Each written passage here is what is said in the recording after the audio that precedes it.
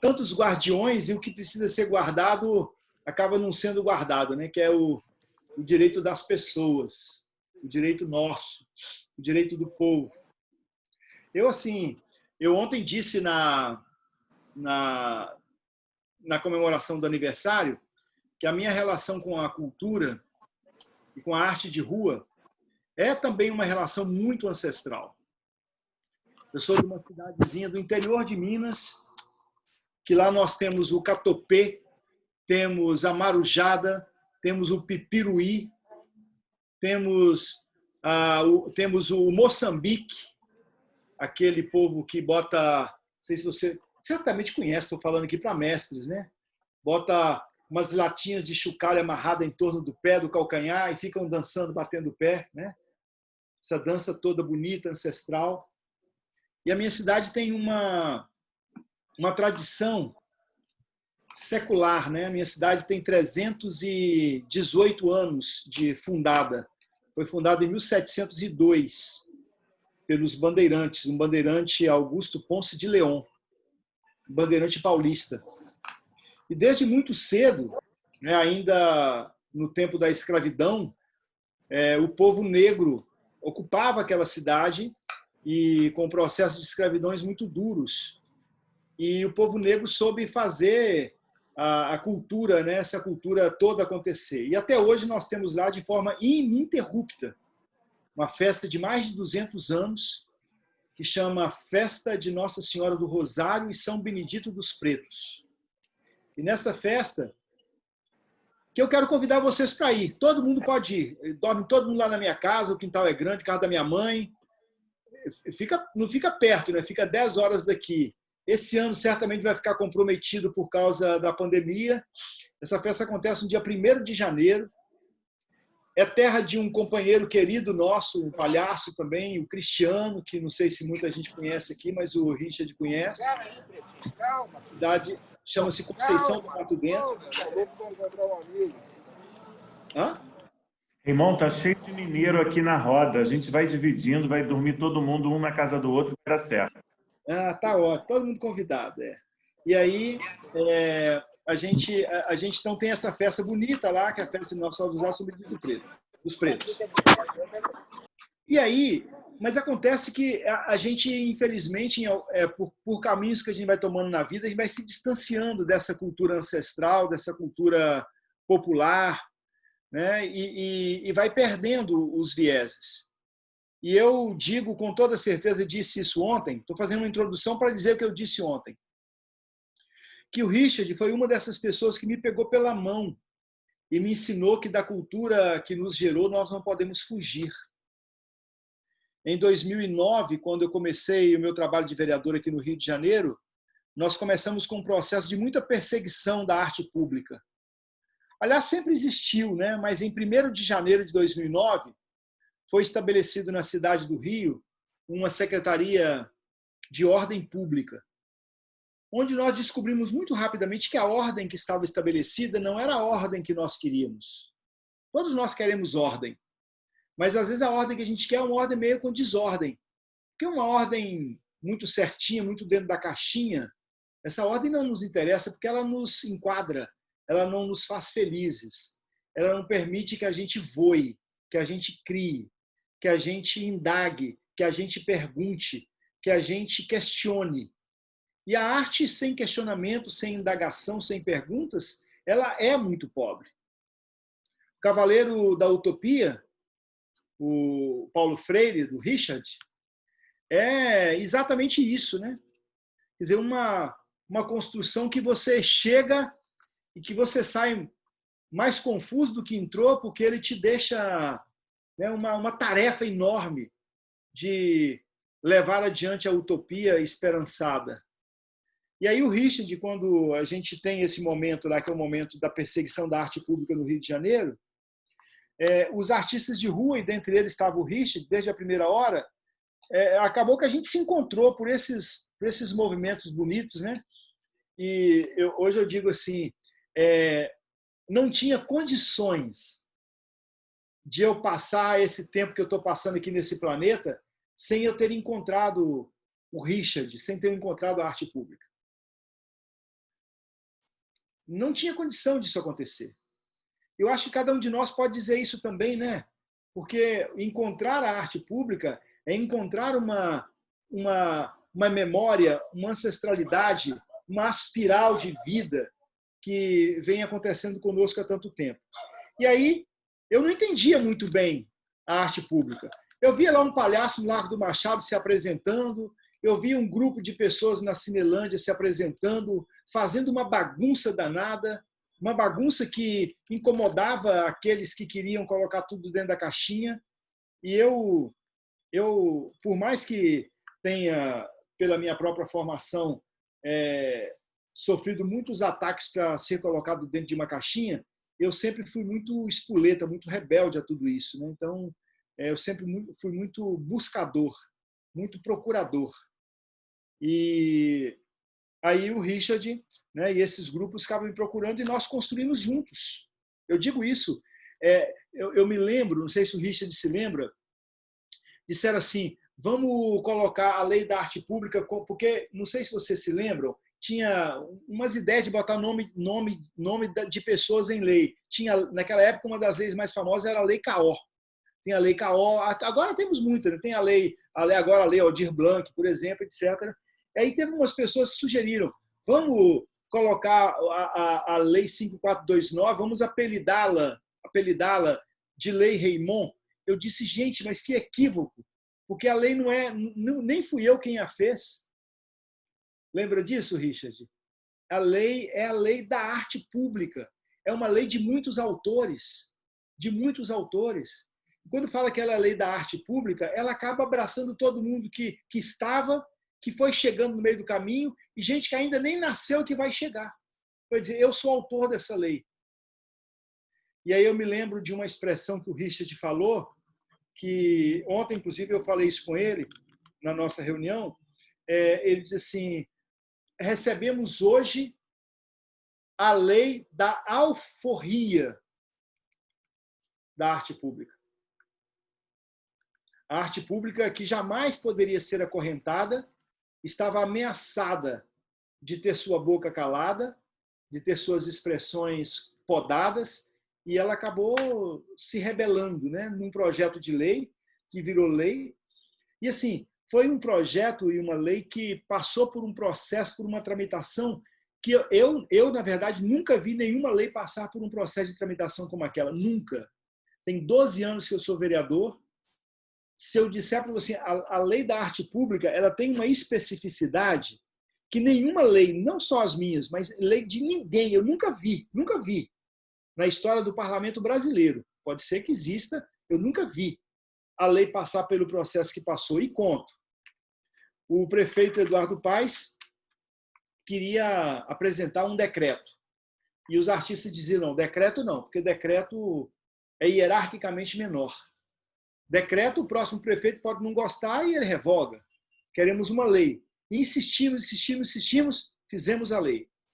Quando aprovamos a lei, o que o prefeito faz? O prefeito veta a lei. Quando o prefeito veta a lei, a gente disse, agora perdemos. Aí começamos a nos movimentar de novo. Movimentar. E até que tivemos uma ideia juntos. Não sei de quem partiu a ideia. Fomos nós juntos, todo mundo junto. Vamos chamar o prefeito para um papo? Aí chamamos o prefeito para um papo. Foi ali na Lapa, no Tá na Rua. Né, Richard? No Tá na Rua. Era o Eduardo Paes. Isso era 2012. Maio de 2012, final de maio de 2012.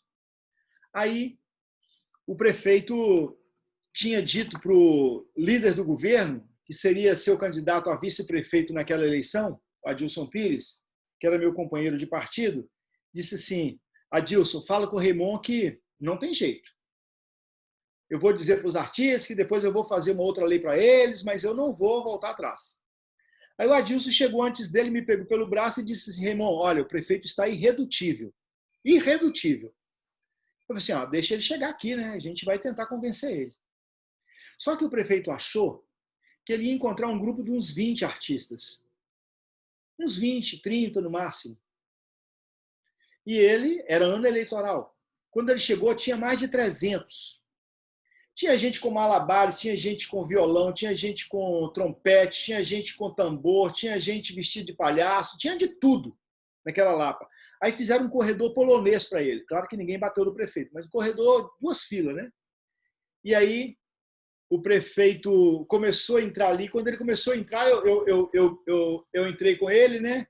Ele falou comigo assim, baixinho, que enrascada que você me colocou, hein? Eu nem tinha boas relações com o prefeito, né? Nunca tive muito boas relações com o executivo. Aí eu pensei comigo, poxa, será que vai voltar atrás? Aí chegou lá em cima, pegou o microfone e falou assim, primeira coisa, quero dizer aos artistas aqui reunidos que foi um grande equívoco eu ter mandado vetar essa lei. Me assessoraram mal.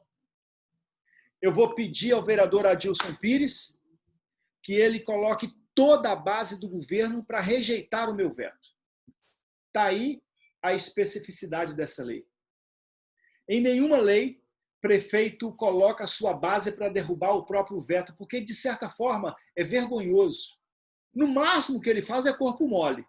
Deixa cair, mas ele fazer um discurso e pedir, em nome do prefeito, eu quero que os vereadores da base votem contra o prefeito para que a lei seja promulgada. E assim aconteceu. A lei foi promulgada no dia 5 de junho, me corrija se eu estiver errado, de 2012. A Lei 5429, a Lei da Alforria da Arte Pública, a lei que leva o nome de nós todos que estamos aqui, de alguns que já se foram e de alguns que virão, de todos aqueles que teimam em dizer que a arte é pública e que a arte não pode ser acorrentada. É isso.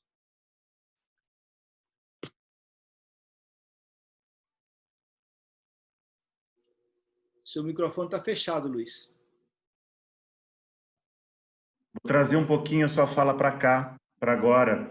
Esse movimento que aconteceu contra os artistas cantarem nos metrôs, nos ônibus e nos trens, né? Queria que você comentasse um pouquinho, porque foi um movimento bastante polêmico. Essa não contempla os artistas se apresentarem dentro dos trens e metrôs? Pois é, ela, na verdade, contemplar, ela não contempla, mas ela é uma brecha para isso. O que a gente tem é uma outra lei que foi aprovada na Alerj, né, que é uma lei, se não me engano, do deputado André Siciliano. Uhum. Essa lei é uma lei que garante a apresentação dos artistas, mas ela foi questionada na justiça pelo atual senador Flávio Bolsonaro quando era deputado estadual. E a justiça deu ganho de causa para ele, dizendo que ela é inconstitucional. Desde então, estabeleceu-se uma grande luta, né, para que a gente garanta a presença dos artistas em trens e metrôs, né, nesses espaços. Porque a compreensão que a gente tem, assim, a lei é a lei de arte pública. A arte pública ela é apresentada para o público, ela não cobra ingresso. Portanto, nos espaços públicos, nós consideramos que as estações de metrô e de trem são espaços públicos. Por que consideramos isso? Porque o dono daquele espaço é o Estado. Ele é apenas uma concessão. E, nesse sentido, a defesa da Alerj em relação à ação de inconstitucionalidade, ela vem exatamente nesse encontro, de dizer assim, nós temos que garantir a apresentação dos artistas nos trens e nos metrôs, porque isso é uma prática em todos os lugares do mundo. Aqui no Rio, o metrô fez um cercadinho, não sei se vocês se lembram, né? Que é um cercadinho, na minha leitura, que tolhe muito, né? Que segrega, né, o artista ali, inclusive em muitas estações, longe de onde passa o público. O cara fica lá, é quase que o camarada faz um ao vivo para o metrô, é como se o metrô estivesse pagando o cara para ele fazer uma música para os frequentadores desse modal. Então, essa é uma luta, viu, Luiz? Que, como tanto o metrô quanto o trem é uma concessão estadual, a nossa leitura é que a Lei 5429 ela ampara. mas ela tem que ser calçada pela lei estadual, que é a lei que está lá com esse processo de inconstitucionalidade, que tá acontecendo uma luta que faz uns meses que eu não acompanho em que pé está, admito. Faz uns meses que não acompanho em que pé está.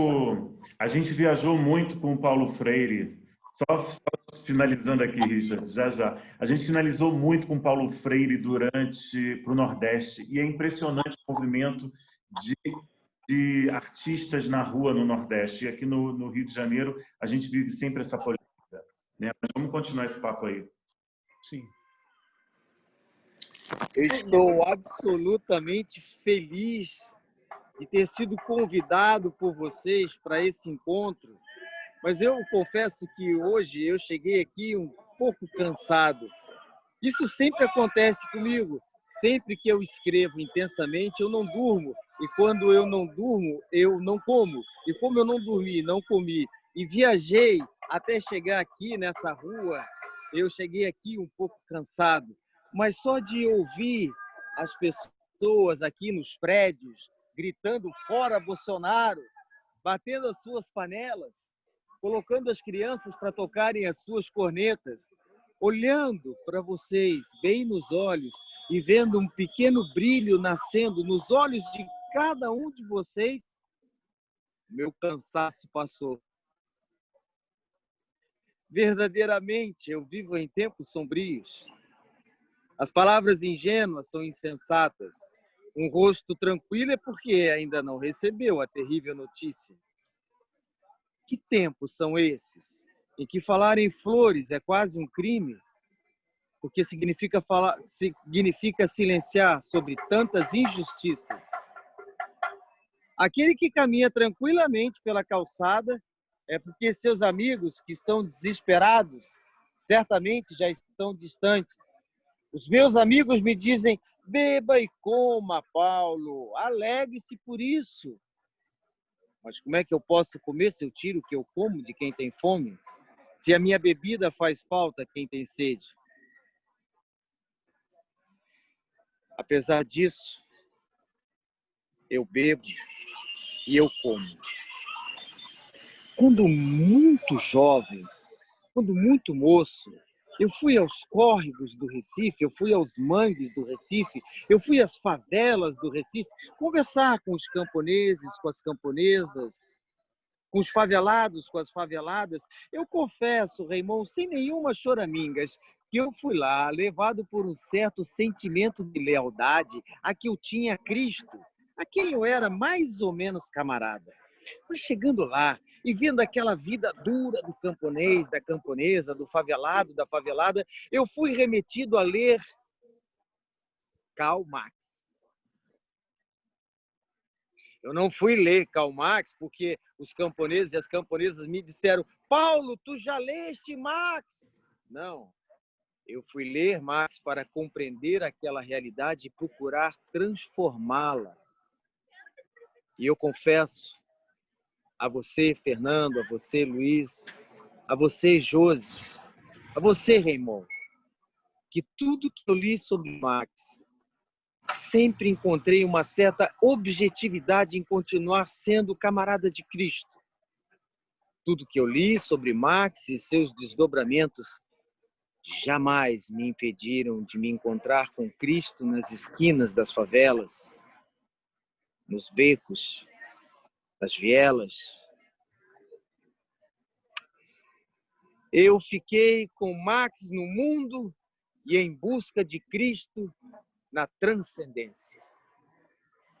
Olha para o céu, meu amor, vê como ele está lindo. Olha para aquele balão multicor, como no céu vai sumindo. Ai, uma loucura. Que lindo. Ô Paulo,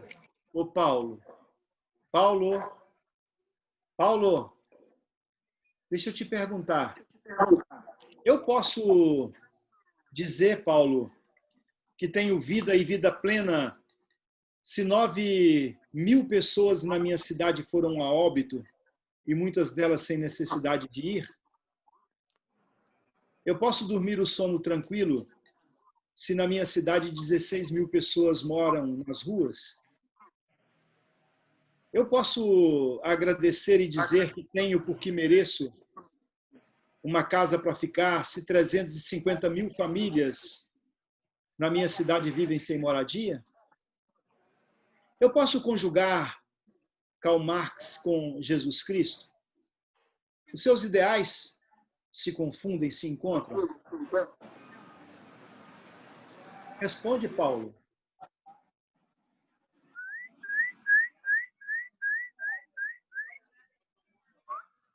Golpe a golpe, verso a verso. Quando o pitacigo não pode cantar, quando o poeta é um andarilho, quando de nada nos serve rezar, Raymond. Caminhante não há caminho. Caminho é caminhar. Se faz caminho ao caminhar.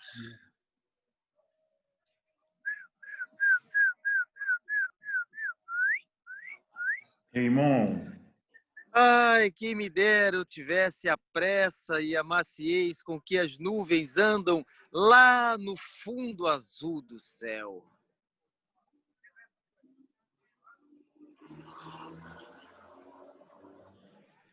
O mundo, Raymond, estaria muito pior se você não lutasse todos os dias.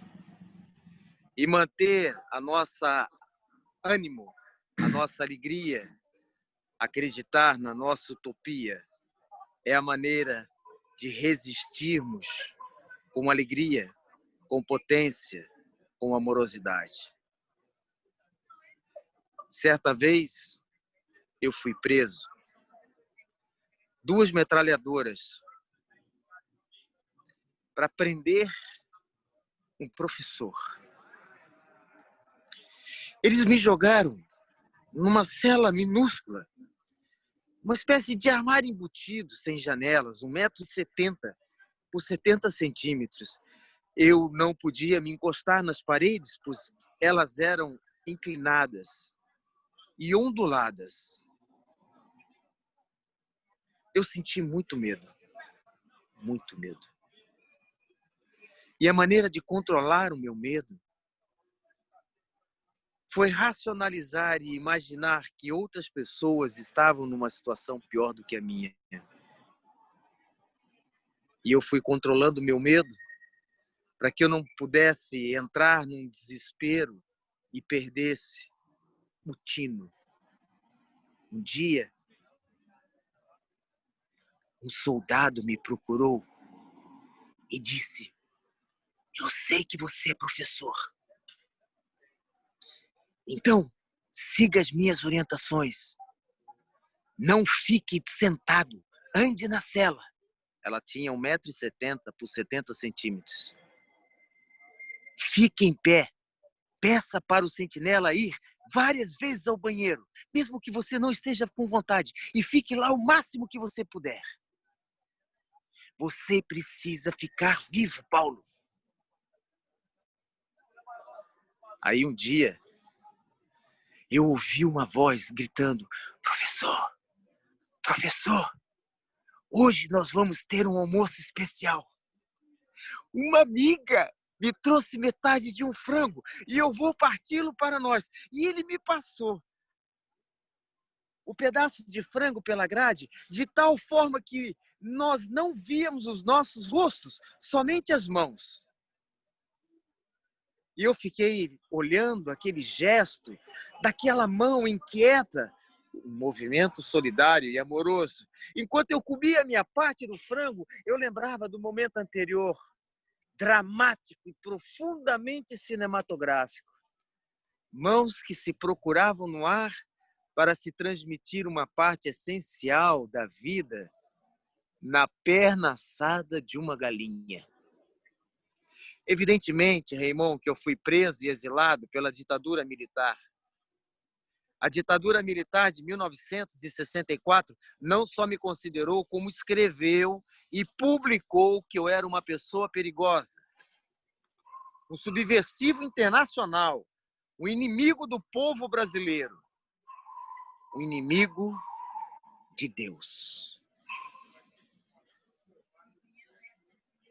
Lá vai o trem com o menino, lá vai a vida rolar, lá vai ciranda e destino, cidade e noite a girar. Experimentar o isolamento social, experimentar o exílio, trabalha com o tempo para que novas situações me coloquem no mundo. O mesmo está se dando com vocês hoje, durante a pandemia. Mas nós resistimos à ditadura, resistimos à invasão dos tanques, resistimos aos fascistas, mas nós não resistimos à invasão das ideias. As ideias, elas não se limitam a uma questão de espaço, de tempo. Elas são totalmente capazes de penetrar no limite dos tempos. Ela nasce e brota de cada cidadão e jorra pelas cidades, pelos espaços. E vão se formando e vão se construindo e uma nova perspectiva se forma. Na verdade, nenhum governo é capaz de gerar e de impor as ideias. Muitos, inclusive, são destroçados por elas. Muito bom. Eu vou pegar aqui do Richard, de Raymond. Posso fazer uma pergunta para você? Durante a sua campanha à presidência em 2018, Jair Bolsonaro afirmou que para a melhoria da educação brasileira seria necessário expurgar a ideologia de Paulo Freire das escolas. Alguns políticos e educadores do governo acreditam que a pedagogia do educador representa uma tentativa de doutrinação marxista. Já os defensores do pedagogo afirmam que essa é uma leitura equivocada da filosofia freiriana e que sua metodologia de ensino, e se sua metodologia de ensino tivesse de fato sido aplicada no Brasil, o sistema educacional do país seria mais eficiente. Raymond, eu queria que você ajudasse a gente a entender por que Paulo Freire incomoda tanto ao presidente da República.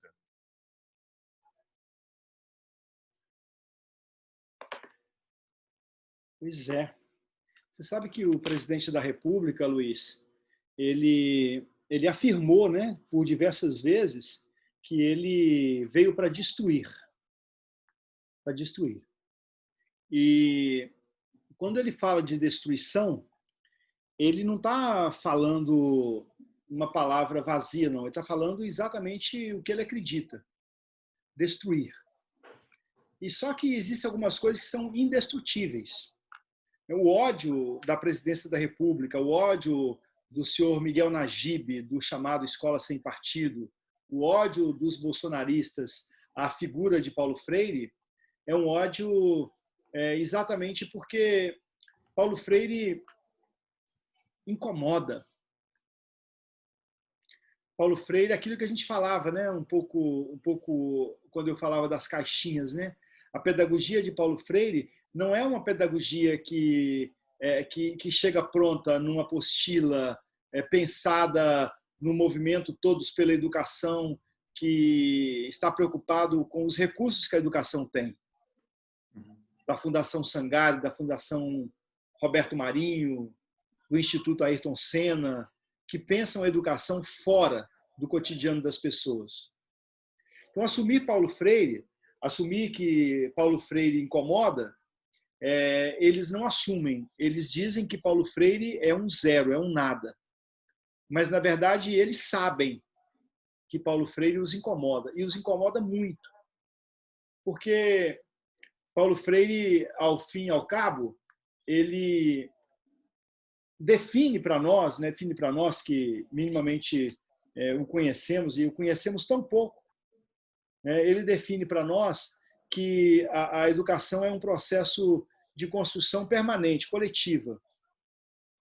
Para você ter uma ideia, nós tivemos aqui na presidência da República atual, nós tivemos já 4 ministros da educação. Teve um, inclusive, que foi ministro por 15 minutos. O ministro mais longevo, que é o tal do Von Traib, que agora está lá no Banco Mundial, ele trabalhou o tempo todo, para fazer exatamente o que o presidente prometeu, que era destruir. E para eles destruir, eles acham que a destruição ela se dá quando você destrói Paulo Freire por conta da sua ideologia. E assim, quando você vê lá uma história bonita, né, lá da cidade onde o Richard teve lá no Nordeste, onde Paulo Freire, Angicos, né, onde Paulo Freire fez a sua experiência tão bonita. A história de uma mulher que era jovem quando Paulo Freire chega, parece até essa conversa do professor, né? E que a mãe, ela vira para a mãe e diz assim: mãe, chegou um professor aí, eu vou lá estudar com ele. E a mãe disse: não vai não, porque esse homem aí é comunista, né? Essa história é muito antiga. E ela disse assim: a hora que minha mãe distraiu, eu fui para lá. Aí começaram a querer queimar os livros e eu acabei escondendo os meus livros, queimaram os livros em praça pública. Quer dizer, Paulo Freire é isso, né? Paulo Freire é um espinho, né? Um espinho na carne. Ele é um espeto, ele é na verdade, uma faca pontiaguda a dizer para a sociedade assim: olha, não basta a quietude, não tem nada pronto. Quando eu perguntei para o Richard aqui agora, né, para o Paulo agora aqui, para o Paulo Freire agora, se a gente pode ter o sono dos justos quando 16 mil pessoas estão dormindo no papelão na cidade do Rio de Janeiro. Estou falando da cidade do Rio de Janeiro, não estou falando do estado, da cidade do Rio de Janeiro. Esse dado é um dado que a pedagogia freiriana incomoda muito, faz pensar. Então, assim, tem vários aspectos, né? Você pega... e aí eu estava lembrando, né, esses dias da figura algumas expressões bonitas, né, que elas têm muito de Paulo Freire, e até de pessoas que eram contemporâneas dele. A época de Paulo Freire é uma época muito pródiga, né? Muitos contemporâneos dele eram pessoas muito dadivosas, eram pessoas muito dadas, muito mão aberta, muito cabeça aberta, muito coração dado, coração generoso. O Helder Câmara, Dom Helder Câmara, que foi bispo aqui no Rio de Janeiro e que se notabilizou pelo cuidado com o pessoal da Cruzada São Sebastião, para dizer assim: ó, no Leblon podem morar os pobres. O Dom Helder dizia assim: quando eu dou alimento aos pobres, batem palma para mim. Quando eu questiono o motivo da pobreza deles, me chamam de comunista.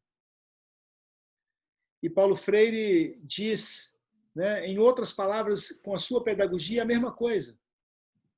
A mesma coisa. Então, assim, eu acho que o presidente da República se sente muito incomodado por causa disso, porque Paulo Freire incomoda mesmo. E é para incomodar. Nós também nos incomodamos. Nós todos somos incomodados por Paulo Freire. Paulo Freire não deixa ninguém quieto. Não deixa ninguém sentado na cadeira ou deitado na poltrona com a boca escancarada, cheia de dentes, esperando a morte chegar. Ele nos incomoda mesmo. E esse incômodo, para os que estão no poder, né? E o poder, conforme diz o Nilo Sérgio, sempre citando o Cazuza, né? Sua piscina está cheia de ratos, suas ideias não correspondem aos fatos, né? E não correspondem aos fatos, porque eles estão corrompendo, né? E tentando corromper na cabeça das pessoas o que o Paulo Freire verdadeiramente representa. Mas, assim, eu tenho uma convicção de vida de que eu até ontem eu estava com essa camisa, né? De que a bondade, o amor, a generosidade, a fidelidade, o companheirismo, o abraço, o aperto de mão, o sorriso, o beijo na testa, o beijo encharcado na bochecha do Paulo Freire, do velho Paulo Freire, né? Isso aí é muito mais potente do que as armas da milícia que mataram Marielle com a conivência do Estado brasileiro. É muito mais potente do que a violência estabelecida nos guardiões do Crivella, que querem esconder do povo as mazelas da saúde. O amor, a bondade, a ternura, o afeto, a afeição, a mística, a espiritualidade, a bondade, a revolução, são todos princípios que são muito mais potentes, né? E eles haverão de vencer. Haverão de vencer. Esses caras passarão, estarão todos eles no lixo da história, e Paulo Freire continuará, Florestan Fernandes continuará, os grandes homens e mulheres que construíram possibilidade de vida digna para as pessoas permanecerão. Então, assim, é um pouco aquilo que a gente precisa afirmar todo dia, senão a gente pira, né? Nós temos que acreditar que o amor vai vencer o ódio, que a democracia vai vencer o fascismo, que o amor vai vencer a intolerância. A gente tem que acreditar nisso, né? E isso a gente acredita fazendo arte. E quando a gente faz arte, eles ficam loucos, né? A burguesia pira, eles endoidam. O que é um palhaço no Largo do Machado? O que é um palhaço no Largo do Machado? O que é uma roda de palhaçaria na Cinelândia, na Carioca? O que é uma arte de um cara que não cobra para fazer arte, passa o chapéu e fica feliz quando chega R$10 no chapéu, mas também dá o mesmo sorriso quando cai uma moeda? Isso é revolucionário. E eles não toleram isso porque eles são da caixinha. Então, o governo Bolsonaro não tolera Paulo Freire porque ele é da caixinha. E Paulo Freire não é da caixinha. É da caixinha, mas é da caixinha rasgada. A caixinha rasgou. Não dá para colocar dentro de um elástico. Não dá para colocar dentro de um pacote, né? Uhum. Eu acho que esse é o grande receio deles. E assim, volto a dizer, Paulo Freire incomoda a todos nós. Uhum. Felizes os que se incomodam com a pedagogia de Paulo Freire. Infelizes os que deixam ela passar ao largo, né? É isso.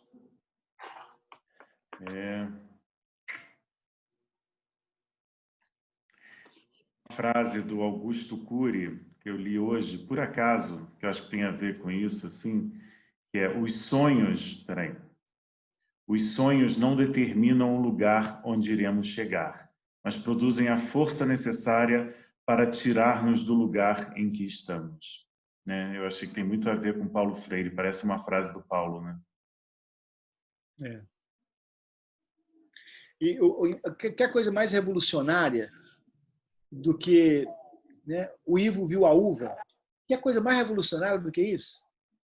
E descobriu que a uva ele tinha direito a ela, que não era só da madame. Não é muito bonito isso? Né?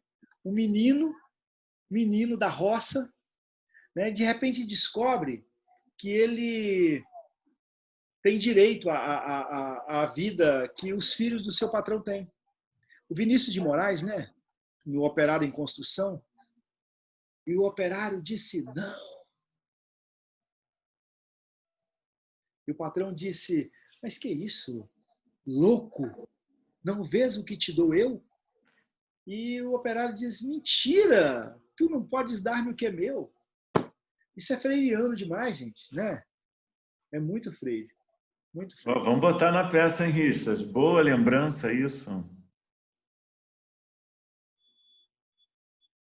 A nossa peça também é uma peça em construção, a gente muda a toda hora. Então, olha, Raymond, adorei essa dica aí. Júnior, cadê o Júnior?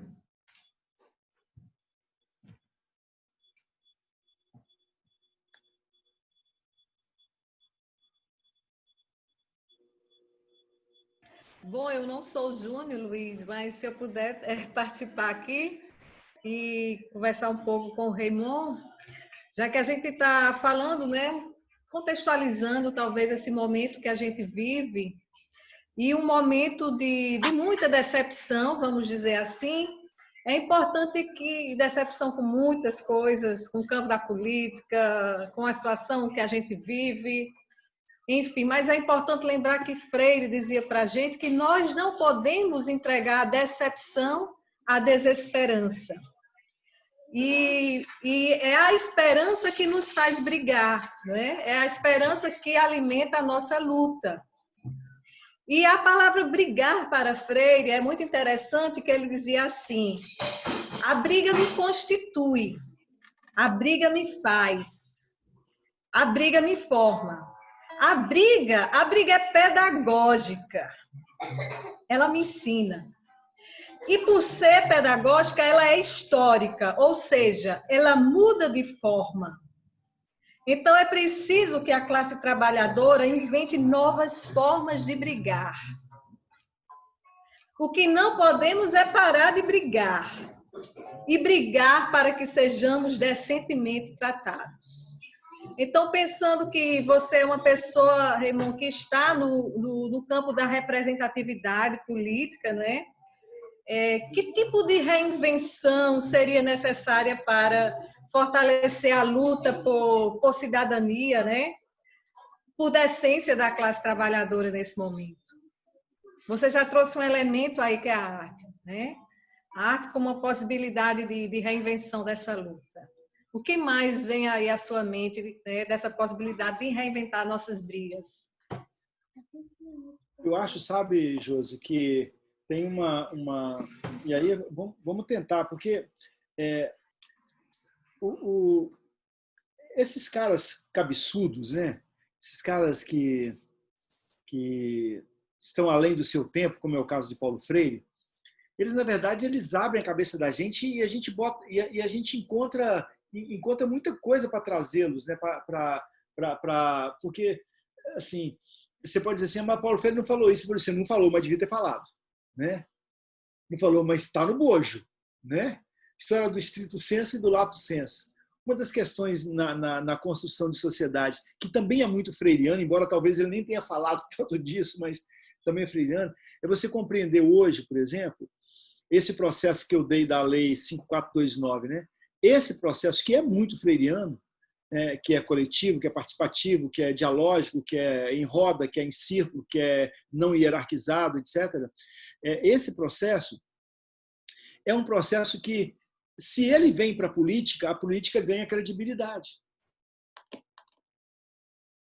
Porque ninguém aguenta mais uma construção política, por exemplo, que prescinde da participação do outro.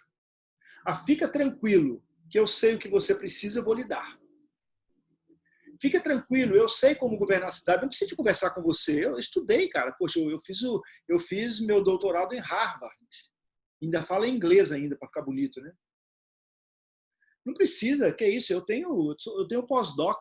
Né? Aí começa a botar um punhado de títulos. Paulo Freire, como é que gostava de ser chamado? Como é que chamava? Qual o título mais gostoso que ele queria ter? Qual era, Paulo? O que te fazia mais feliz, Paulo, quando as pessoas te nomeavam? Que título te davam? O que te fazia mais feliz? Professor! Paulo está aí, Paulo. Cadê você?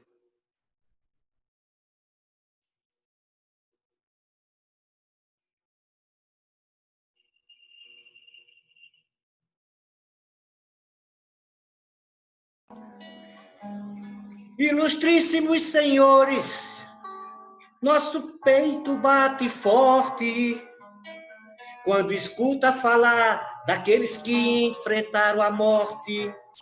Chico Mendes e Zumbi, Che Guevara e Lumumba, para salvar nosso povo, Paulo Freire, Ganga Zumba. Chico Mendes e Zumbi, Che Guevara e Lumumba, para salvar nosso povo, Paulo Freire, Ganga Zumba.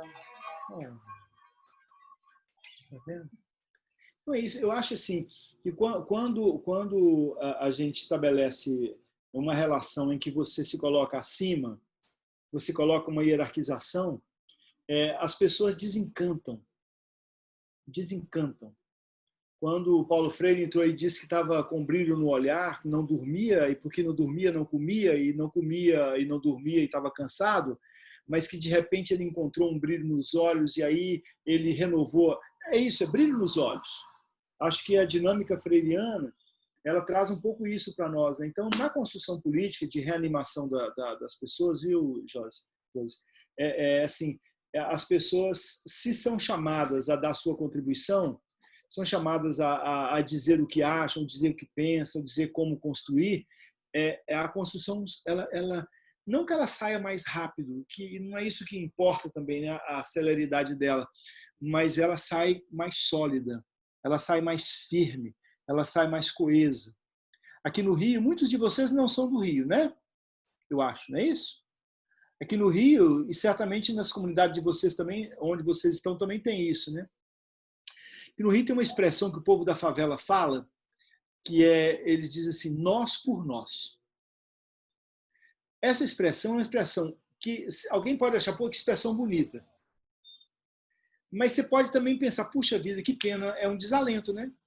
Se nós não acreditamos mais em ninguém, só acreditamos em nós. Isso também não é legal. E aí o pessoal começa a elaborar um pouco diferente. Nós por nós. Mas, Estado, cadê você? Onde é que você está? E aí tem uma outra expressão que o pessoal usa aqui, e essa expressão eu tiro do movimento de população em situação de rua. Movimento Nacional de População em Situação de Rua. Eles dizem assim, e eu acredito profundamente nisso, sabe?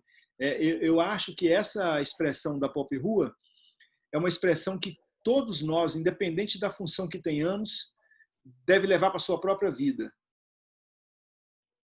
Quem é pai tem uma filha, como eu tenho, quem é professor, quem é palhaço, quem é artista, quem é produtor de teatro, quem faz teatro, etc, etc, etc. Quem é político, como eu sou. A Pop Rua diz assim, não falem de nós sem nós.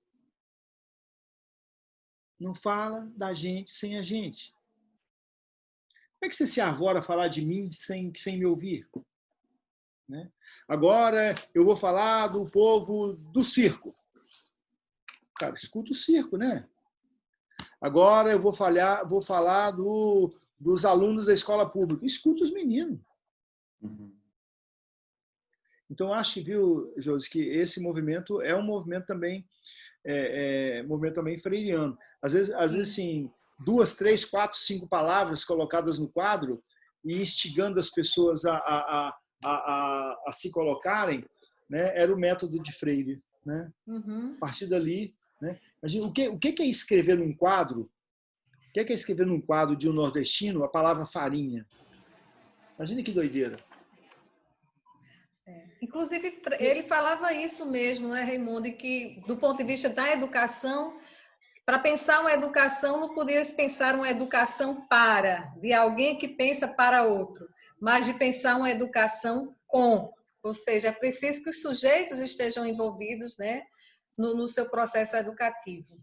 E quando você fala a palavra farinha, né, e aí lembrou da ideia de Ivo viu a uva, que estava nas cartilhas do Mobral, e ele traz isso como uma forma de contraponto, eu lembrei de uma das palavras geradoras que era usada em Angicos e na região ali do Açu, que era a palavra tijolo.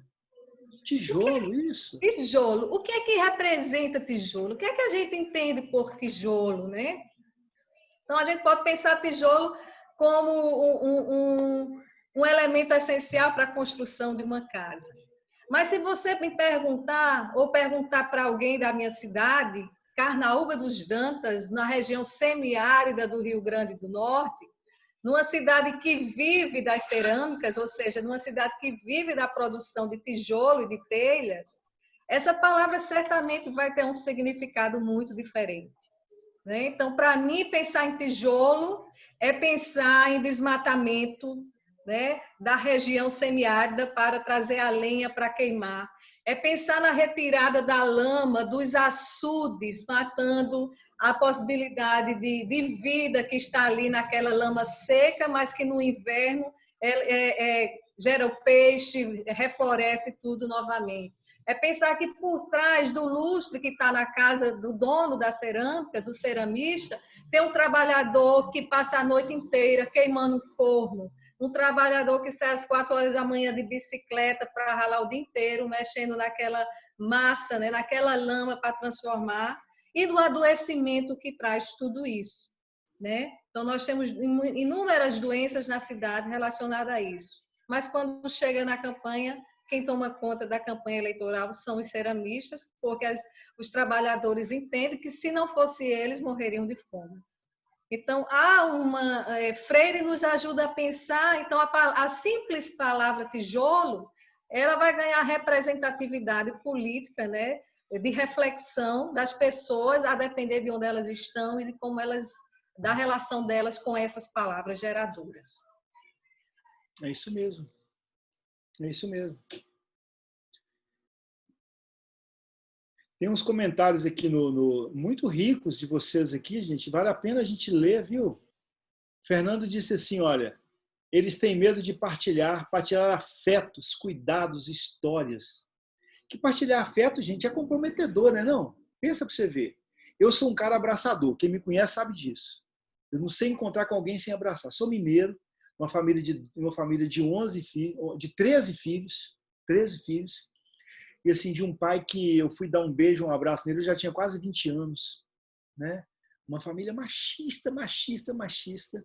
E aí eu ganhei um presente dos céus, da vida, de me transformar num cara que eu não consigo sair na rua sem dar... Não adianta o cara estender a mão para mim, não. Nem, a minha mulher disse assim, você conhece? Não conheço não, mas o cara veio na minha direção e eu abracei. Sabe? Eu gosto disso. Isso é comprometedor pra caramba. É muito comprometedor. Você pode ser mal interpretado, pior de coisa, né? Você pode achar que a pessoa achar que você tá querendo aparecer. É político, abraçando os outros. Mas assim, é muito mais do que uma prática, uma necessidade. Né? O amor, ele é revolucionário, né, Raimon?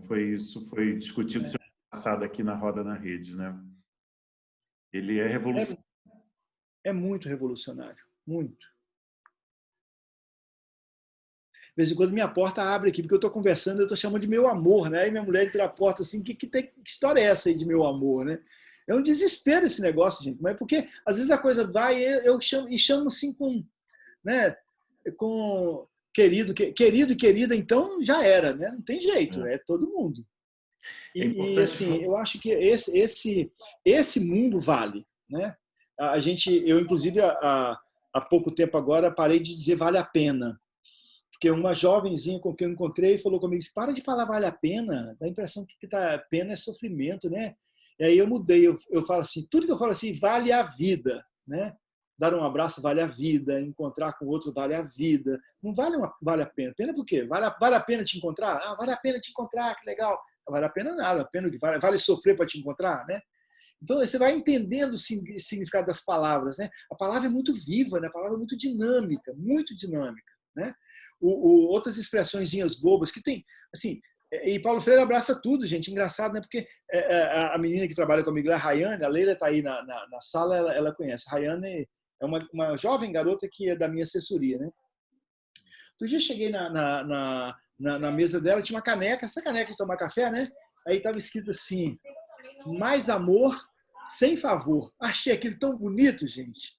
Mais amor sem favor. Porque, não sei se a Leila conhece essa caneca da Rayane. Conhece, Leila?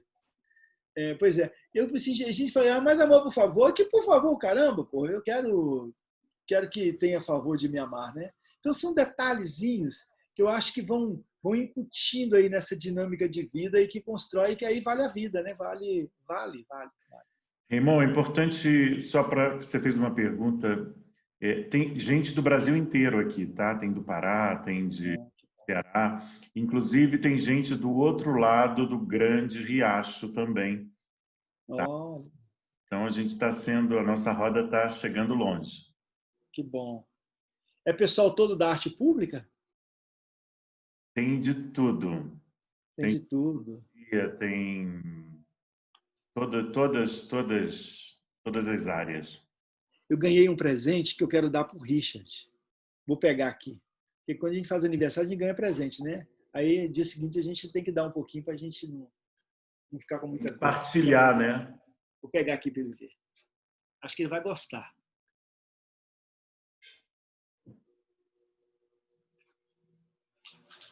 Paulo Freire de máscara eu ainda não tinha visto, mas eu acho que ele está numa padaria. Onde é que Depois ele você tira está? uma foto, Richard, para a gente postar. Eu vim para um local que, para se ficar, tem que usar máscara. Que é um estabelecimento, é um restaurante de um amigo chamado Cardamomo. Muito bom, muito gostoso. E o Fernando está me acolhendo aqui, porque a minha bateria acabou, então eu tive que sair da calçada para vir para cá. Eu fico assim extremamente emocionado com a fala de cada um de vocês, porque realmente nós estamos passando por um momento atípico. E cada um está se experimentando se fazer no mundo onde a diversidade ela é cotidiana, ela é presente. E eu, como palhaço, fico imaginando qual o meu papel. Eu, como artista público, fico imaginando qual é o nosso papel. Eu, como uma pessoa que gosta de estar na rua, fico pensando, bom, o que eu vou fazer agora? E teve uma pergunta de uma das pessoas, que infelizmente eu não pude ver o nome, que diz o que cabe a nós fazer. Então, a nossa equipe do Paulo Freire resgata a peça, que a última apresentação foi feita no dia 8 de março, na Universidade da Bahia, quando a pandemia chegou. Nós estamos 7 meses sem mexer com a peça. Mas agora, para comemorar e celebrar os 99 anos do Paulo Freire, a gente achou bacana fazer a peça. E vamos fazer na sala da minha casa. E eu, que trabalho na rua, vou trabalhar na sala de casa, porque acredito que essa é a melhor maneira que eu possa contribuir com, como a pergunta diz, combater o obscurantismo. Né? É jogando luz que o Paulo Freire oferece, é jogando luz que os palhaços oferecem, que os artistas públicos, os artistas, e basicamente é fazer acontecer com as pessoas, mesmo estando distantes, estando no isolamento. Acredito que será um grande desafio. Nós queremos ter a presença de vocês para testemunhar e para opinar e para sugerir como que nós podemos encaminhar uma temporada de teatro com a peça Paulo Freire, que rodou o Brasil inteiro, mais de 40 mil pessoas já assistiram, e que a gente possa continuar fazendo essa peça, agora pelas plataformas digitais. A peça vai estrear agora, no sábado, às 19 horas. Será uma experiência 21, única para mim. 21. Será uma experiência única.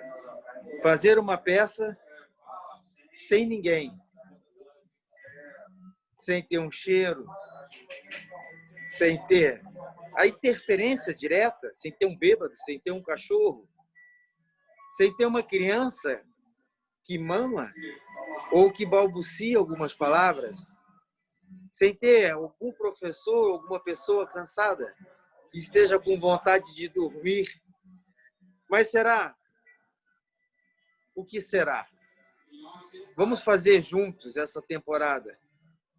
Vamos fazer com que as palavras de Paulo Freire sejam ventadas pelas plataformas digitais e chegue a cada um da maneira que for possível.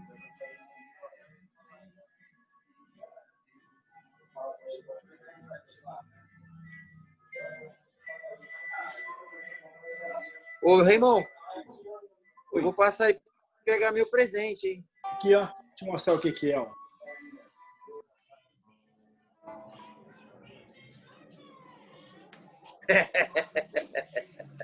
Que linda. Vai ficar lindo em você, viu? Vai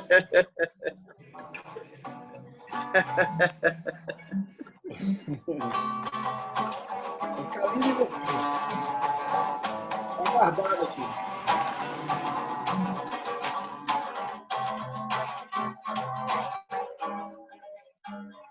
O povo morre, morre de fome. O rico humilha, explora o homem. Eu disse, o povo morre, morre de de fome.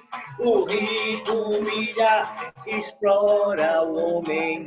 O sacanagem só quer vantagem, enrolando o povo nessa engrenagem. E vem pacote e mais pra golpe. Plano econômico é cobra dando bote. E vem pacote, loucura e golpe. Plano econômico é a cobra dando bote. O negro é preso, escravizado. O povo apanha, é humilhado. Eu disse, o negro é preso, escravizado. O povo apanha, é humilhado. E pra mulher sobra o trabalho dobrado. Sobra o trabalho dobrado. Sobra o trabalho dobrado. Às vezes até ficar. Assim posso gritar ao mundo que não ficarei tão só no campo da arte. E ânimo firme, sobranceiro e forte, tudo farei por ti para exaltar-te, serenamente alheio à própria sorte. Para que eu possa um dia contemplar-te dominadora em ferve do transporte. Direis que és bela e pura em toda parte, com maior risco que a saudácia importe. Queira-te eu tanto, e de tal modo, em suma, que não exista força humana alguma que essa paixão embriagadora dome, que eu por ti, se torturado for, possa feliz, indiferente à dor, morrer sorrindo a murmurar teu nome. Liberdade, liberdade, abre as asas entre nós. Carlos Marighella.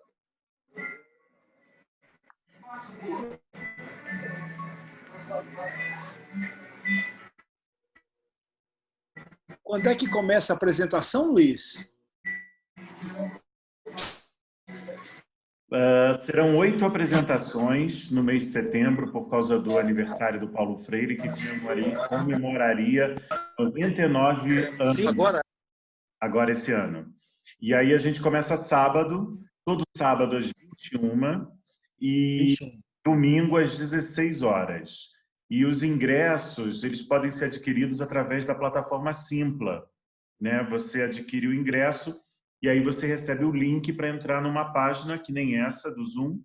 Legal. Né? Vai fazer a peça e após a peça a gente vai abrir uma roda também para conversar sobre a peça e sobre como é que eu e o Richard, Júnior, o Josi, vamos estar lá para conversar com vocês também. Né? Então, durante o mês de setembro, serão 8 apresentações. Está sendo muito importante trazer o Paulo Freire nesse momento, como o Richard falou. Né? Eu realmente estava precisando disso. Como fez sentido, mudou meu astral, mudou a minha vida, mudou o meu cotidiano.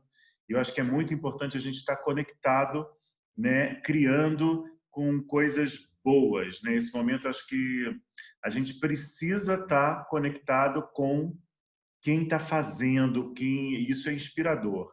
Né? A partir do momento que a gente decidiu desengavetar o Paulo Freire nesse momento, muito bom, muito bom. A vida fez sentido.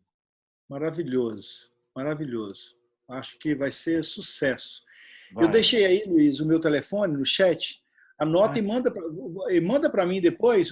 Você fizer, tem um folder digital, tem tudo? A gente manda. A gente vai divulgar bastante. Falar com o nosso grupo de mística, né, Fernando? Olha, o Fernando tá aí. Fernando foi o primeiro a chegar. Fernando é um amigão querido demais. E tem fazer cada alguma pergunta. Estou achando o povo, as pessoas bem tímidas hoje. Alguém quiser fazer alguma pergunta, por favor. Essa roda é de todos, não é só nossa, não. Não é só minha, do Júnior, e do Raymond, e do Richard, e da Josi. Eu posso dizer alguma coisa? Sempre, Paula! Obrigada. Eu estava aqui a pensar, quando ouvi falar no Vale a Pena, como sabem, a nossa terra é a terra do fado. E a expressão vale a pena é uma expressão que pode ser encarada de uma forma muito dramática. que traz consigo o sofrimento, que traz consigo uma certa dor, mas por outro lado também quer dizer que a vida, por exemplo, vale a pena essa dor. Sim. Fazer as coisas, a luta, a briga, vale a pena. E, portanto, não é só no sentido de desmobilizador, mas também é no sentido de que, ainda que o preço seja a dor, vale a pena. E, portanto, era só uma leitura, uma chega sobre uma outra forma de poder pensar a expressão vale a pena. Era isso que eu gostava de... É muito interessante, Paula. Eu como artista, para a gente conceber o Paulo Freire, por exemplo, essa peça que vocês vão ter a oportunidade de assistir, foi muito dolorido. Foi muito dolorido, porque a criação, ela é dolorida, né? E quando a gente passa por um momento de dor, a gente renasce, né? Vale a pena, não é? Vale a pena. E eu achei muito lindo esse comentário, tudo a ver e né? Muito lindo, parabéns, muito É um enfoque agregador mesmo. Eu também concordo com a Paula, isso mesmo. Vale a pena, porque a gente também pode correr o risco de viver numa sociedade muito hedonista, né, em que a gente parece que tem que abandonar a dor, e a dor é inerente em alguns momentos. Também tem isso, né? Tá correto. A minha fala é mais porque às vezes a gente banaliza, às vezes uma coisa que é super agradável vale a pena, e quando é agradável não vale a pena, né? É um pouco nesse sentido só, mas eu compreendo perfeitamente sua colocação, muito pertinente. Que bom que você a fez para agregar para a gente aqui. Obrigado, Paula. Você está onde, Paula? Está em Portugal? Eu estou na ilha de São Miguel do Açores, no Açores. arquipélago dos Açores. É um grupo de 9 ilhas que fazem parte do país Portugal e está no meio do Atlântico. E são um grupo de 9 ilhas paradisíacas. Se googlarem Açores, vão ver que também o paraíso também está no meio do Atlântico. muito lindo. Aqui do lado da minha casa tem um clube chama-se Casa dos Açores. Do lado da minha casa aqui, a 100 metros, pertinho. No Rio de Janeiro. No Rio de Janeiro. Um clube português. A Paula trouxe uma fala na roda passada muito linda, que me causou muita reflexão. Eu acabei escrevendo uma postagem em cima da fala dela, que ela veio para o Brasil 2 anos atrás tentar conhecer, ela veio para um congresso, né? E aí ela queria conhecer a Garota de Ipanema e o Menino do Rio. E ela demorou para encontrá-los. E ela encontrou a Garota de Ipanema, personificada numa senhora idosa que pedia comida para ela no calçadão de Ipanema. Foi linda a fala dela, foi realmente espetacular.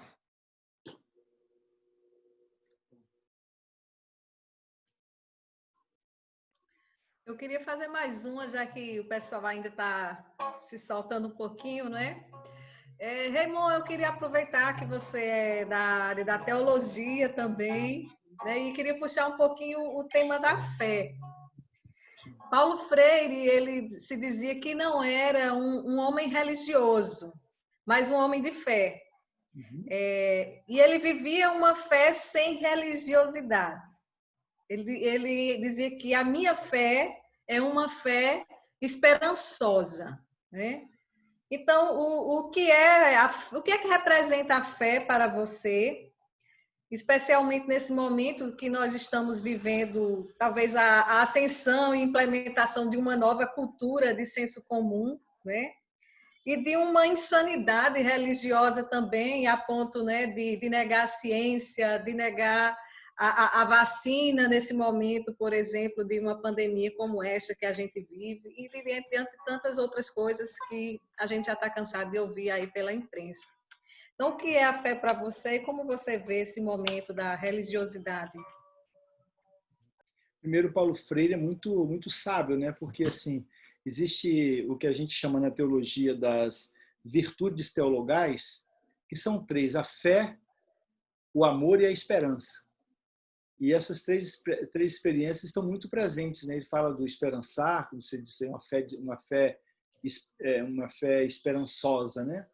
Essas três que a gente chama na teologia de virtudes, elas estão muito interligadas, né? Porque de que basta, de que vale eu dizer que tenho fé em Deus ou em alguém ou em alguma coisa, se eu não conjugo esta minha crença com amor e com esperança. Então, essas três dimensões são muito interligadas. Aí tem uma coisa que eu acho que os grandes estudiosos, os grandes homens iluminados e mulheres, né, estão sempre muito antenados, que é a questão da instituição e da intuição. São duas coisas muito distintas, né? Porque uma coisa é a instituição. A religião, ela pode ser castradora. Pode ser castradora. Pode não ser também, mas pode ser castradora.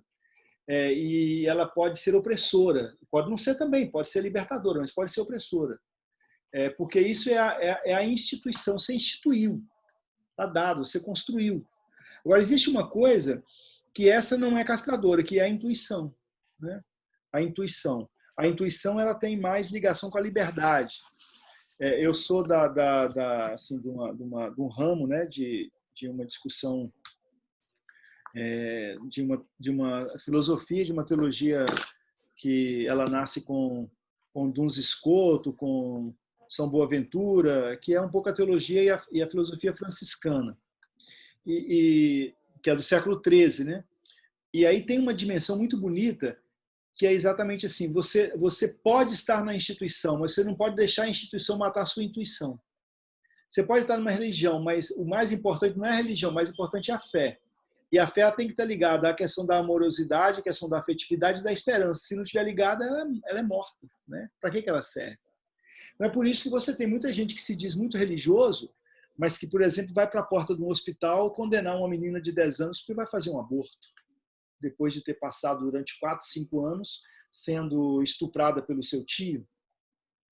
Você encontra gente que vive a religião e que diz uma expressão horrorosa, né, que, me permitam, aqui somos todos adultos, usando o púlpito de uma igreja para dizer a menina gostava da relação sexual que o pai dela, que o tio dela tinha com ela, né?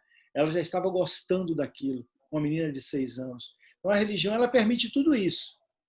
Mas a fé, e aí vamos colocar um adjetivo, né, um amparo na fé, eu falar fé verdadeira, que tem a dimensão da transcendência, mas que não perde a dimensão da imanência, que tem a dimensão do transcendente, pode ter, e aí não se define aqui ou ali, Deus dos cristãos, Deus dos judeus, o Deus dos hindus, o Deus, né, dos budistas, não tem necessidade de a divindade, né, tem necessidade de definir qual seja, mas a fé ela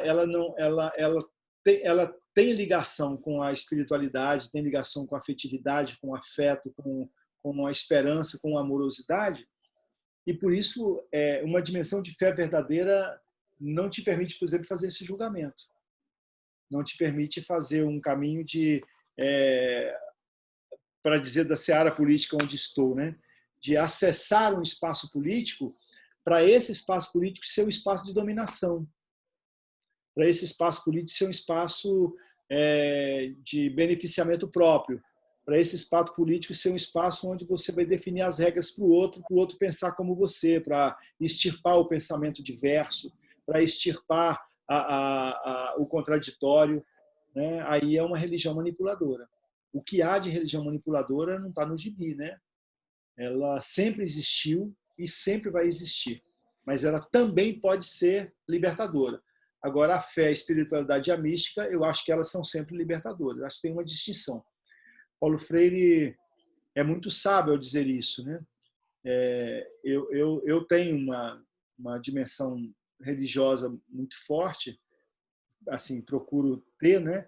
Mas eu fico sempre tendo muito cuidado, e isso também é um caminho permanente, sabe? Não tem nada pronto, não tem caixinha fechada também, de compreender que não tem que cuidar o tempo todo para não deixar a instituição abafar a intuição, para não deixar a hierarquia abafar a base. Você chegou a ser padre, né? Eu fui.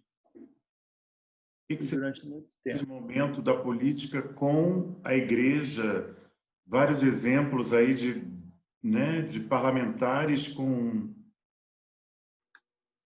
esse exemplo da Flor de Lis, que é o caso mais em voga, é uma loucura isso, gente. Você acha que política e religião, como é que é isso? Assim, não sei. Eu acho, Luiz, que elas podem conviver, desde que se compreenda de que quando você está na seara da política, você tem que estar na seara da laicidade. Você tem que ter muita clareza disso. Aí você pergunta, a Flor de Lis tem essa clareza? Não tem. O Marcos Feliciano tem essa clareza? Não tem. O pastor Everal tem essa consciência? Não tem. É difícil achar um que tenha, né? Mas tem muitos que têm, sabe? Não sou sozinho, não. Tem muita gente que tem essa dimensão. Nós, inclusive, no Brasil, temos uma... Estou falando do Brasil já porque já descobri que tem uma portuguesa, uma irmã portuguesa aqui, então já estou falando nós do Brasil. Não sei se Portugal também tem. Nós, no Brasil, temos um movimento nacional chamado Movimento de Fé e Política, que tenta articular essas duas dimensões, que são profundamente conciliáveis. Sim. Mas desde que uma não deveriam ser, né, pelo menos. Uma não pode submergir a outra, não pode se sobrepor a outra, né? Eu não posso dar um exemplo, né? Um exemplo simples, né?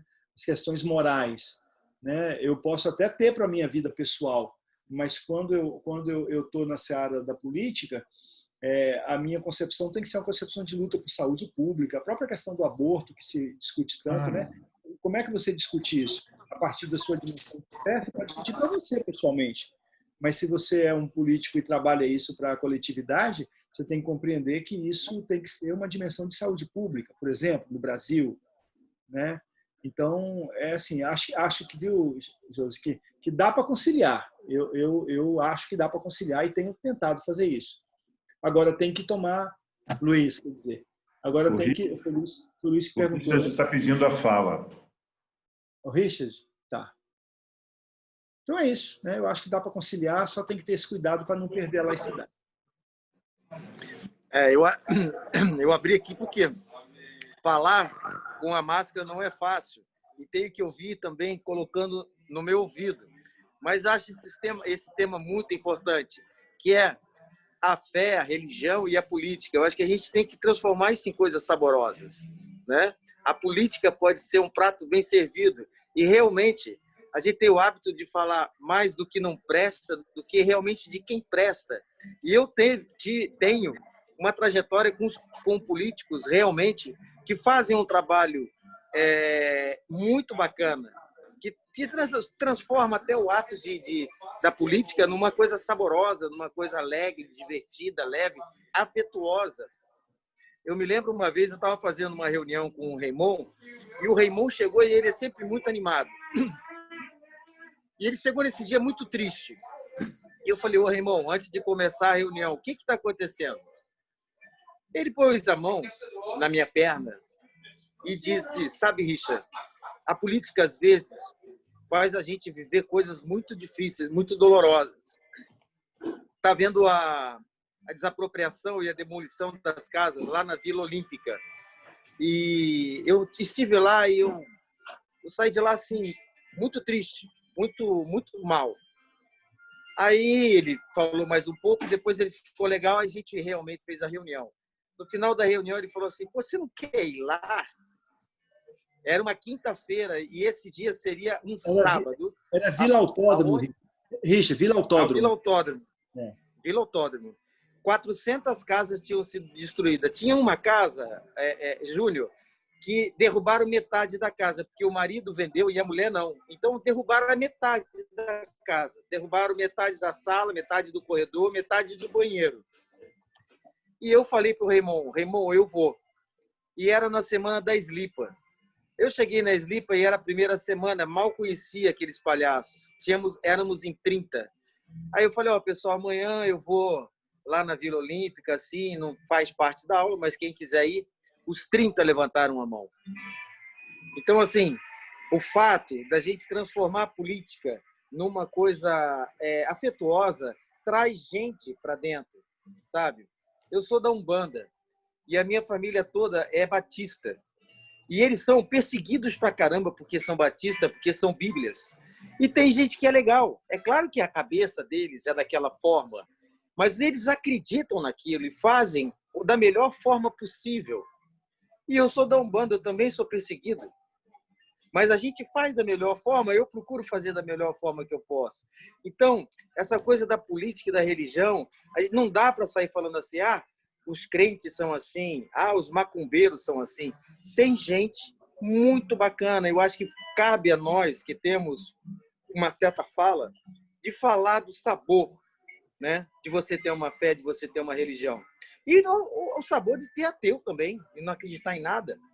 Mas é a sua verdade. E a política também. Eu gosto de conviver no aspecto político com essas pessoas que são afetuosas, como o Raymond, como a Jandira e como tantos outros políticos que durante a nossa trajetória a gente foi se encontrando, porque na hora de bater o martelo, eles não correm do pau. Na hora de enfrentar a polícia, na hora de enfrentar a pancada, eles estão lá junto conosco. E são exatamente essas pessoas que legislaram a nosso favor, porque tem sensibilidade, porque vem da rua e gosta de um beijo, gosta de um abraço, gosta de estar em festa. Então, era isso que eu queria falar aqui. Eu vou desligar de novo, porque é muito desagradável falar com a Márcia. Quando o povo sofre, o artista se aperta e cria coisas belas, clarão de alumiar. Samba ou rock, palhaçada ou baião, poemas, ódio e vazão, que não param de sangrar. E lhe pergunta em meio à hemorragia de que sofrem os artistas que não deixam de criar. Eita, vida de gente que não perde um repente, que não cansa de amar. Eita, vida de gente que não perde um repente, que não cansa de amar. E vai vazando a sua verborragia, vaza riso e alegria, liberdade e bem-estar. O povo ri, dá pinote e gargalhadas com as reprises e entradas que desfilam em seu olhar. Eita, vida de gente que se encontra no repente, que alumia o caminhar. Eita, vida de gente que se encontra no repente, que alumia o caminhar. Sem vaidade, sem orgulho e avareza, arreganha sua mesa, oferece seu manjar e serve a todos o seu prato preferido, limpo, novo e polido, com o amor que tem para dar. Eita, vida de aço, ferro duro que o palhaço amolece sem penar. Eita, vida de aço, ferro duro que o palhaço amolece sem penar. Quando o Richard estava falando isso, veio na minha cabeça que é o tempo, a gente estava só vivemos em crise, graças a Deus. O artista sem crise está lascado, ele se acomoda no banquinho dele, ele vai dormir na cama sossegado. Então a gente estava numa crise muito grande, e eu escrevo para o Richard e ele me manda um e-mail com isso aqui. Só que não estava em verso. Mas ele manda um e-mail para mim dizendo, bicho, o artista quando sofre, é que ele começa a criar e dá pá. Quando eu peguei, eu digo, cara, isso é uma cantiga, só falta botar para cantar aqui e ajeitar as palavras que ele colocou e colocar mais alguma coisa. Então, só para o Richard lembrar que é nessas horas de desespero nosso, que assim com a Pobre Lipa, com todas as dificuldades que sempre se teve para se fazer uma escola livre de palhaço, uma escola livre de palhaço gratuita, e que, inclusive, durante o tempo que ela passou em cena, o tempo que ela passou à disposição, com uma bolsa simbólica para que os artistas, no final do ano, quando terminasse o período, pudessem comprar um material no Rio de Janeiro com mais facilidade do que nas cidades do Nordeste e pudessem ajeitar o seu palhaço. Então, Richard, só para matar a saudade daquele dia do teu e-mail, essa cantiga que fazia tempo que eu nem pegava. Havia um papel, ela estava aqui, e me tem bronca. Que lindo, Júnior.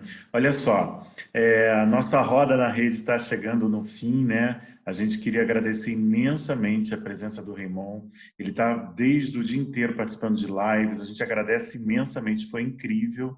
Se alguém quiser fazer algum comentário, quiser abrir o microfone, perguntar para ele ou para a gente, qualquer coisa, por favor. E, Raymond, sinta-se à vontade também de poder ir lá e encontrar o seu amor atrás dessa porta.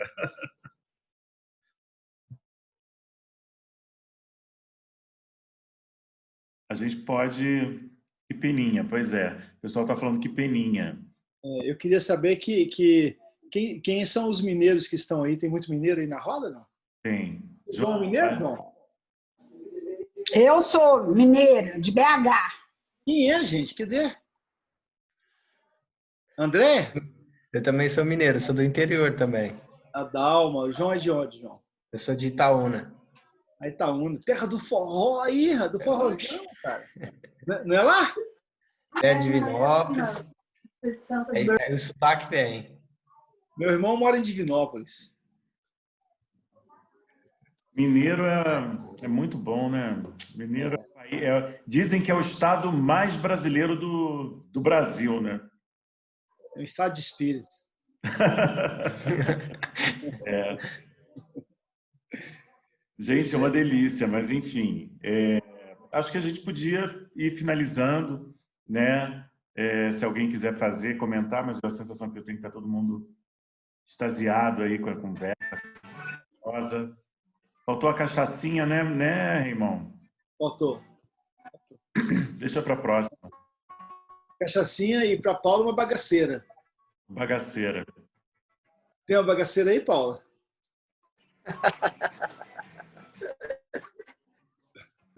Tem? Ia falar que tem. Olha, pessoal, eu aqui sentado na calçada e depois aqui... Vamos fazer uma apresentação no Açores para tomar bagaceira? Oi? Vamos fazer uma apresentação no Açores para tomar uma bagaceira? Eu não entendi, Raimon. Ele está te convidando para ir para o Açores tomar uma bagaceira. Amanhã. Vamos embora. Vamos a pé. Amanhã, pode ser. Pode ser amanhã, sim. É só crerem, é só crerem. É O só resto crer. tudo se arranja. É só a ideia, depois tudo se arranja.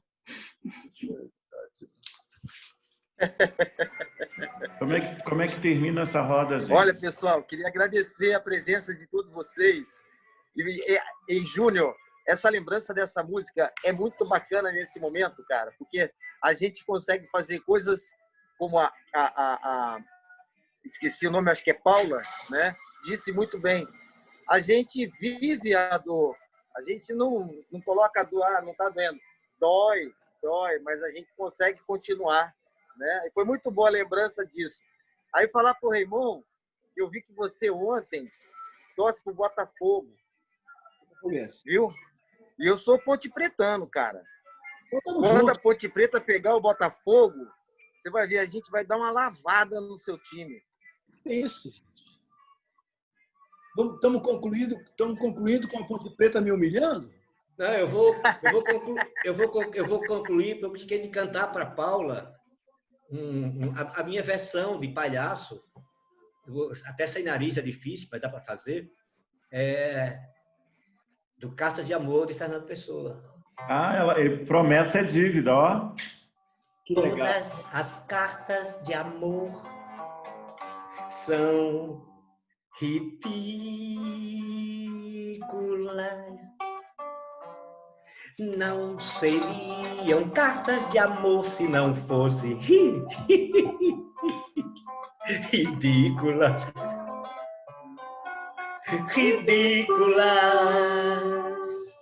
Também escrevi em meus tempos cartas de amor como as outras.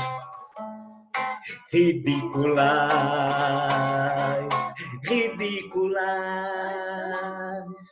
As cartas de amor, se há amor tem que ser. Ridículas,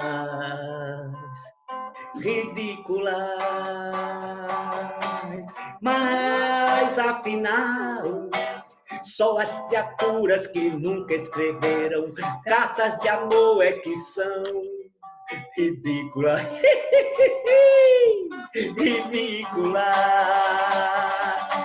Mas afinal, só as criaturas que nunca escreveram cartas de amor é que são ridículas.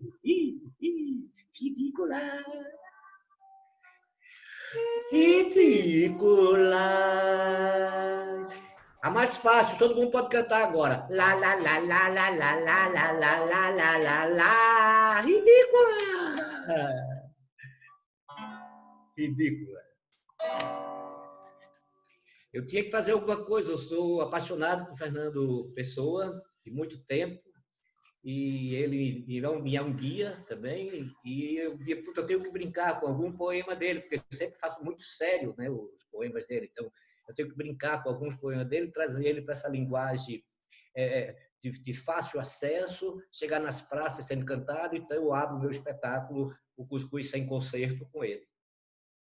Que legal.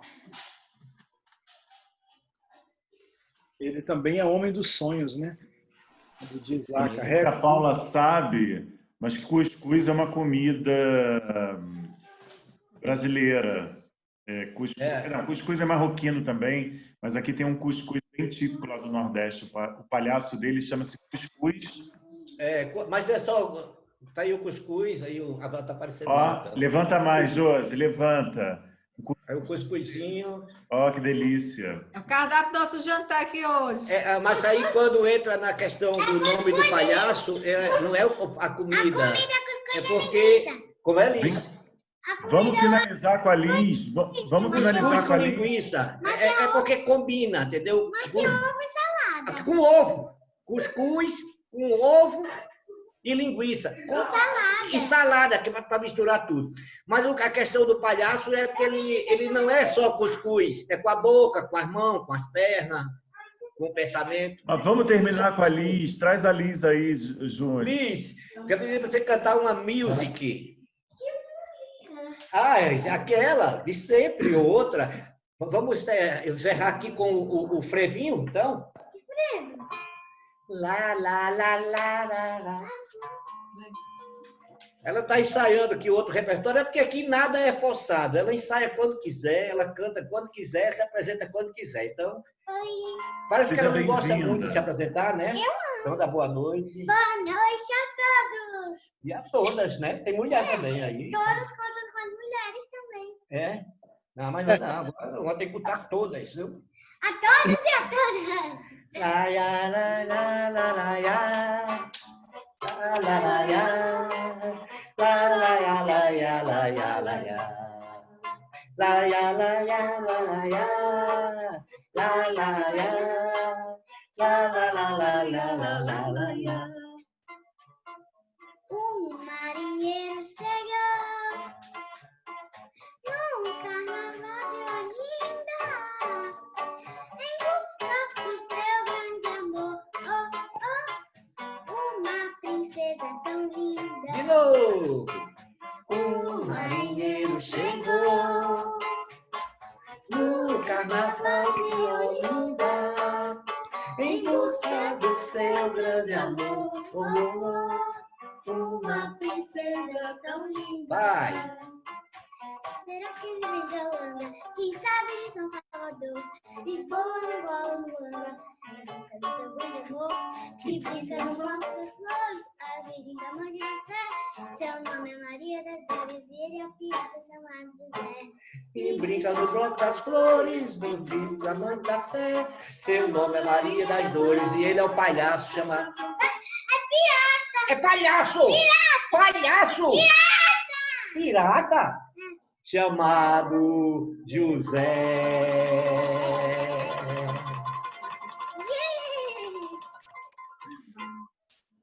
Obrigada, tô vendo que quando eu tava cantando as pessoas aqui no chat. Obrigada a todos. Beijinho, papai. Por mais que eu caminhe nesse mundo em busca da felicidade, eu sempre soube, Liz, desde a mais tenra idade, que ela não está na desigualdade nem no rosto da tristeza. Seu canto não é forte nem alto e brilha somente na igualdade. Eu volto sempre a ser criança e como é bom brincar de aprender, com garranchos, alisar a terra, brotar letras para poder viver. Andarilho é aquele que traça o caminho e vai buscando fazer ninho com esse mundo que em desalinho nos faz sentir sozinhos, sem ter nada para crer. Mas a fé não se arrefece. Ela brilha naquilo que se prenuncia, tem o doce sabor da verdade. tem o cheiro e a cor da alegria, voa alto no céu da liberdade e com amorosidade se encanta com a noite, se encanta com o dia, arrepia a todos e todas e dança na esperança, aquela que não cansa a todos e todas que buscam e educam com amor e serenidade. Liz, eu estou sempre indo e voltando, mas eu não me canso de dizer, o inédito ainda pode ser viável. Nunca é tarde para se aprender. Ninguém vive sozinho nesse mundo. E como é profundo, de mãos dadas, caminhar com você. Com você, Liz. Com você, Júnior. Com você, Raymond. Com você, Luiz. Com você, Paula. Com você, Fernando.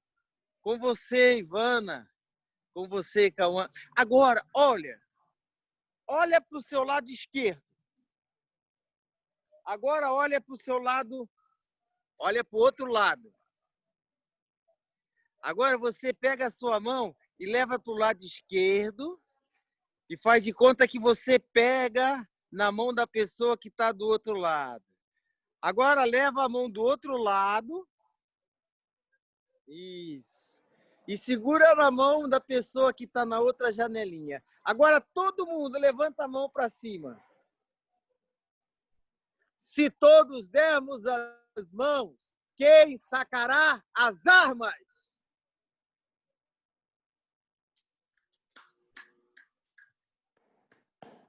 Olha para o céu, meu amor. Dia 5 já está chegando. Será a estreia da peça em casa. Você pode vir assistir. Ai, ai. Que roda linda, gente. Muito obrigado. Eu adorei. Adorei para você. Eu também vi. Obrigado. Ele está lindo. Olha para aquele balão de cor que no céu vai surgindo. Olha pro céu, meu amor. Veja como ele está lindo. Olha para aquele balão de cor que lá no céu vai surgindo. Foi uma noite igual a essa que tu me deste o coração. O céu estava tudo em festa, pois era noite de São João. Havia luz no ar, shot baiano, salão, e o terreiro no teu olhar incendiou meu coração. Seu olhar. Misha, obrigado. Tchau, gente. Tchau. Tchau. Obrigado, Raymond. Está queimando em homenagem a Não dá para sair, Raymond. A gente não consegue. Já começou. A última terminou meia-noite. Arrasta pé nesse salão. Manda para mim, Luiz. Raymond. Vai lá, querido. Tchau.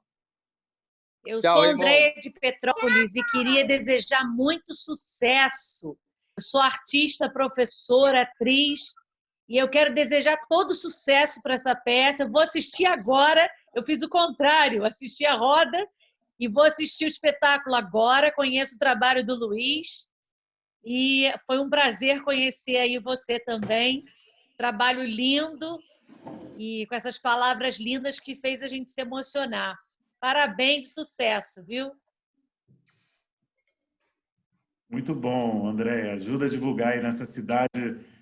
Vive na caixa, né? Sim. Sim, sim. A gente vai conseguir.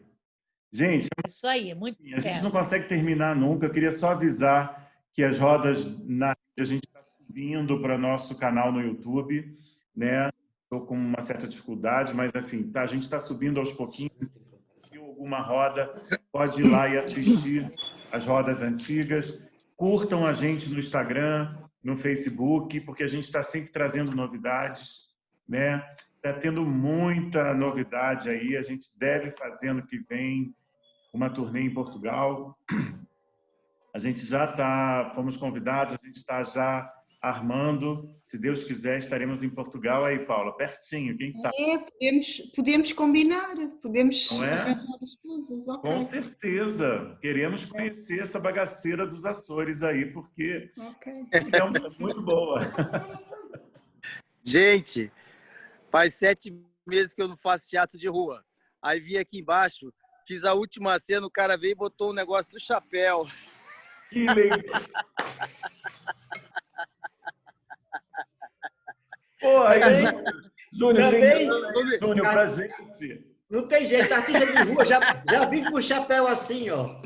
Aí então só caindo, cai do céu, cai do céu. Ele veio atrás de mim com o cachorrinho, Gente, a gente tem que contar um dia que a gente não tiver eu, Júnior e Richard. Qual é o teu carro? É um Opala, Júnior? Qual é o teu carro? Não, meu carro Santana. é um Santana 2005. Mas 0 quilômetros, Santana 2005. Nós três num Santana 2005, viajando pelas estradas do Rio Grande do Norte para fazer essa peça. Gente, dá uma roda só nas estradas do Rio Grande do Norte, hein? Até porque é isso mesmo. Nós somos artistas de rua, de praça, de todo lugar, de todo lugar. Mamulengos vivos, de sorriso atrevidos, jogados no ar, jogados no ar. Somos bailarina, menino e menina, atriz e ator. Nós somos raízes, vivemos felizes, nós somos amor. Nós somos raízes, vivemos felizes, nós somos o amor.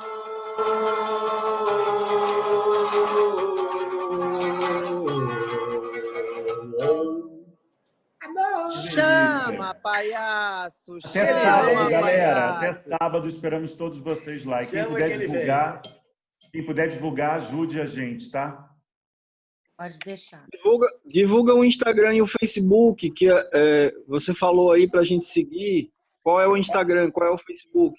Paulo Freire e o Andarilho da Utopia, tudo junto. Tá? Paulo Freire e o Andarilho da Utopia. Isso. Tá? Maravilha. Beleza. Abraço. Valeu. Boa quinta-feira para vocês. Buenas. Obrigada. Boa noite. Valeu, Tchau, gente. Boa noite, valeu muito. Boa noite. Tchau, Iana. Tchau, tchau. Boa noite. Tchau, Estela. Tchau. Tchau, Andréia. Tchau, boa noite.